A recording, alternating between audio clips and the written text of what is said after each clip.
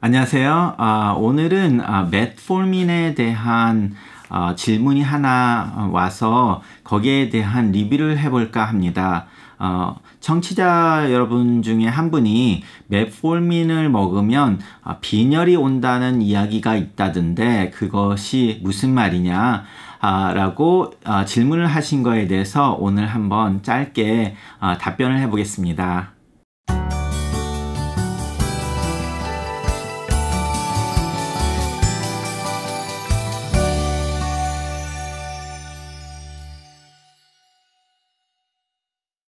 안녕하세요.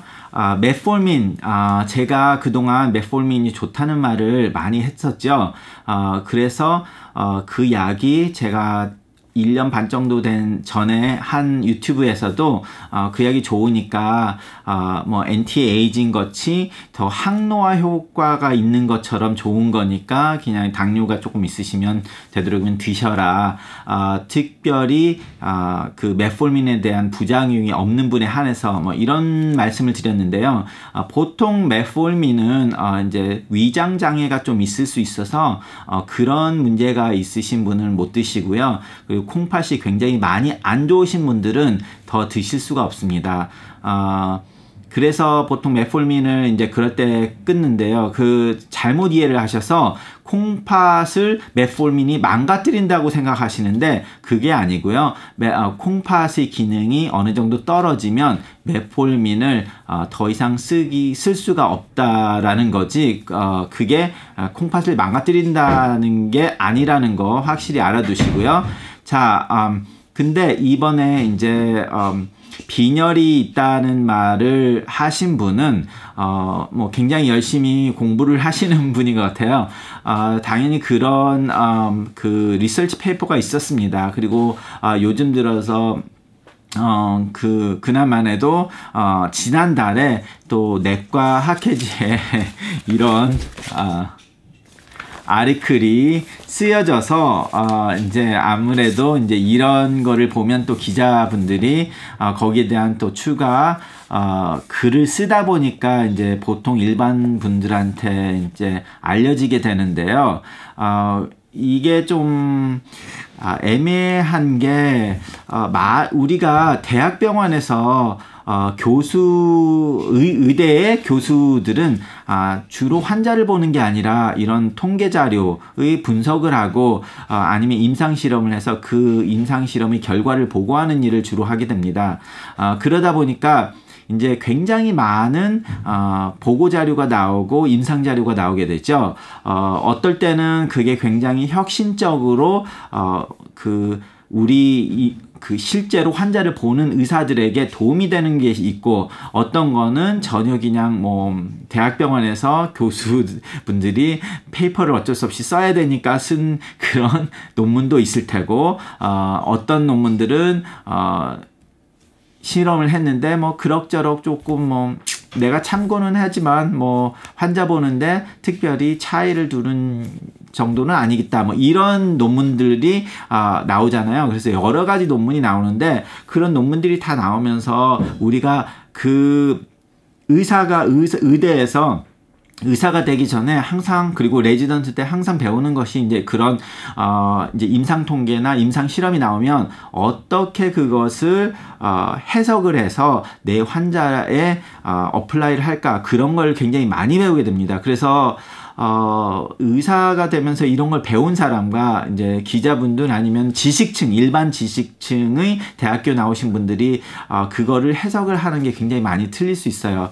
그러다 보니까 굉장히 똑똑하신 분들이 인터넷에서 찾아보시고 오해나 아니면은 괜한 걱정을 하시는 경우들이 좀 많이 있어서 오늘 그거에 대해서 좀 말을 해드려야 될 것 같아요.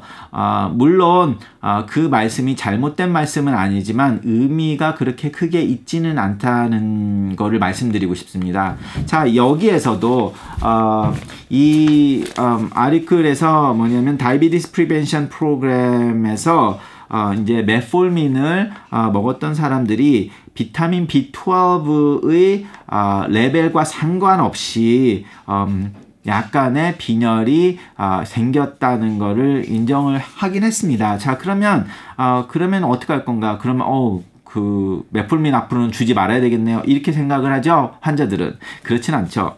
자, 그러면 이거를 보면 지금 메폴민을 줘서 보니까 1.06의 오드 레이셔가 보이는데, 결과적으로 쉽게 말하자면 그 메폴민을 먹었던 사람과 먹지 않았던 사람의 그 빈혈의 그 증가율이 6%였다고 하고 있습니다. 자, 6%가 빈혈이 더 많았다.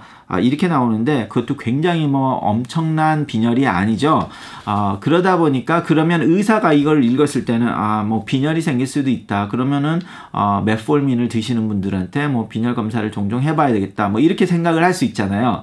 근데 벌써 의사들이 당뇨 있으시고 이렇게 되면은 빈혈 검사는 항상 주기적으로 하고 있습니다. 그렇기 때문에 의사들이 이 논문을 보고 특별히 자기가 환자를 볼 때 바뀌는 게 없어요. 없지만 그걸 모르는 것보다 빈혈이 생길 수 있으니까 생각해보자 이렇게 되고, 어차피 검사는 벌써 하고 있었고, 그러면 빈혈이 약간 왔을 때 메폴민으로 올 수는 있지만, 그러면 끊을까 말까를 고민하게 되잖아요. 자, 그러면 0.6% 그리고 빈혈에서 굉장히 조금 떨어졌다. 그럼 그걸 가지고 끊을 거냐? 그러면 다른 이야기를 또 해봐야 되죠. 자, 그럼 메폴민에 대해서 이 환자가 얼마나 혜택을 누릴 수 있느냐를 생각을 해봐야 되잖아요. 그럼 혜택이 이만큼인데 문제점이 요만큼이라면, 이 문제가 큰 문제가 아니면, 약한 문제면 그대로 가는 게 좋겠죠. 그거를 이제 의사 입장으로서 결정을 하는 겁니다.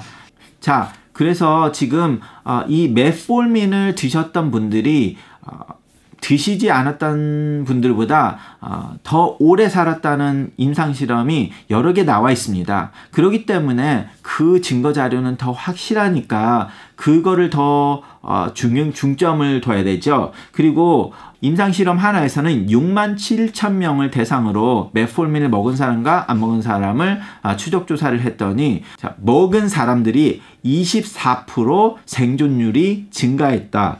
그렇게 나왔습니다. 메폴민을 먹은 사람. 그게 하나의 임상실험이었고요. 자, 또 다른 임상실험에서는 33,442명의 환자를 대상으로 메폴민을 먹는 사람과 먹지 않는 사람을 조사를 했더니 22%의 사망률이 감소가 됐다. 메폴민을 드신 분들이. 그렇게 나온 임상실험도 있죠. 그리고 콩팥이 안 좋은 사람, 제가 말했을 때는 콩팥이 굉장히 많이 안 좋으면 메폴민을 먹는다고 했지만, 어느 정도까지만 낮은 만성 신부년의 환자들에서 봤을 때 그 1644명을 가지고 검사를 했는데요. 그 중에 글리브라이드하고 인슐린을 가지고 치료를 한 사람과 메폴민 가지고 치료를 한 사람을 비교를 해봤더니, 메폴민을 가지고 치료를 한 사람들이 훨씬 그 저혈당에 빠지는 문제가 적었다. 이렇게 나온 임상실험도 있었고, 그리고 우울혈성 심부전, 심장에 문제가 있었던 사람들이 메폴민을 먹고 치료를 했던 사람들이 그 그러니까 heart failure 때문에 숨이 차거나 이렇게 해서 우울혈성 심부전의 악화로 해서 병원에 입원하는 수치가 13%가 감소가 됐다. 메폴민을 드시던 사람이. 이런 식으로 나온 자료들이 많이 있습니다. 자, 그러면 그건 굉장히 큰 지금 자료잖아요. 자, 사망률이 줄었다. 메폴민 먹고. 그런 임상 실험들이 여러 개 있고, 그리고 heart failure에서도 우울혈성 심부전에 때문에 입원하는 횟수도 줄었다. 거기다가 그 다른 약들에 비해서 저혈당 빠지는 일도 없었다. 자, 그런 것들은 각각이 굉장히 큰 임팩트를 주는 겁니다. 환자들한테 굉장히 중요한 거죠. 그러면 빈혈이 조금 떨어졌다. 자, 빈혈 조금 떨어진 거 중요하긴 하지만 죽는 것보다는 훨씬 낫죠. 그리고 입원하는 경우보다는 빈혈이 훨씬 그 강도가 적은 일이잖아요. 자, 강도가 적은 일인데 그것도 빈혈이 일어날 확률도 뭐 6% 증가했다. 자, 그러면 이렇게 봤을 때 그럼 먹어야 되냐? 말아야 되냐?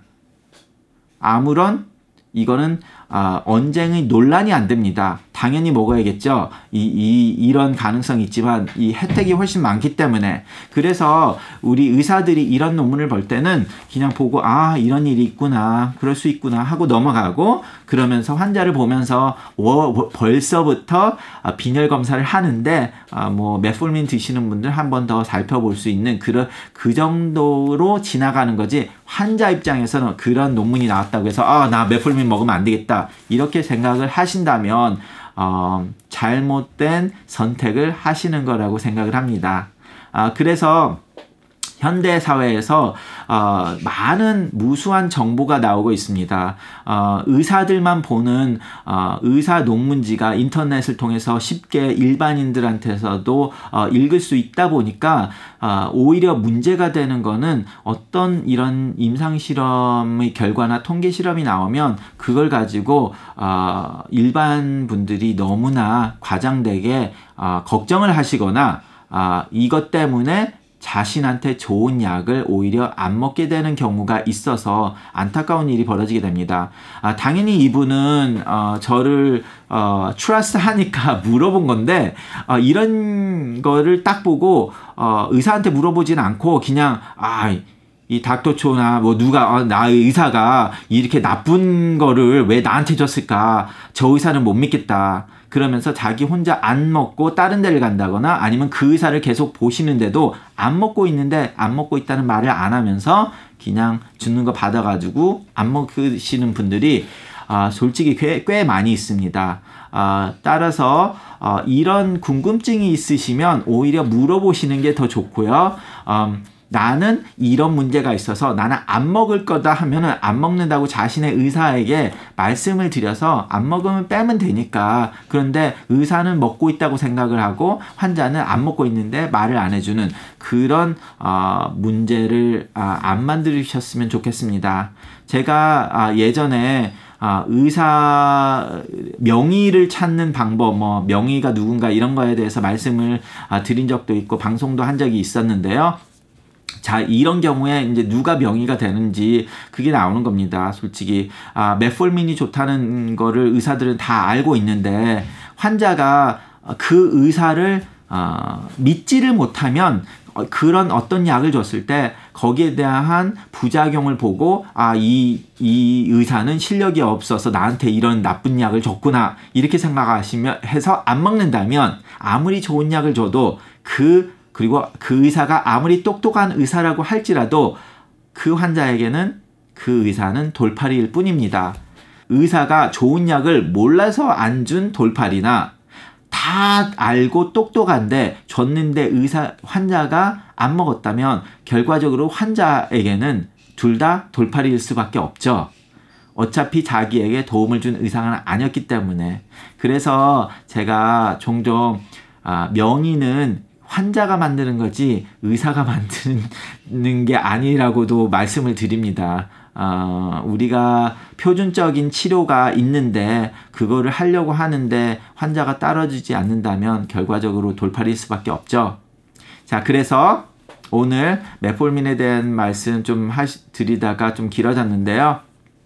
지금 다니시는 의사분이 준 약이 뭐 문제가 있거나 의문이 있다면 그 의사분에게 다시 가서 이야기를 하시고 그 약을 먹을지 안 먹을지 뭐가 됐든 간에 결정을 하시고 치료를 같이 하시라고 다시 한번 강조하면서 말씀드리고 싶습니다. 감사합니다.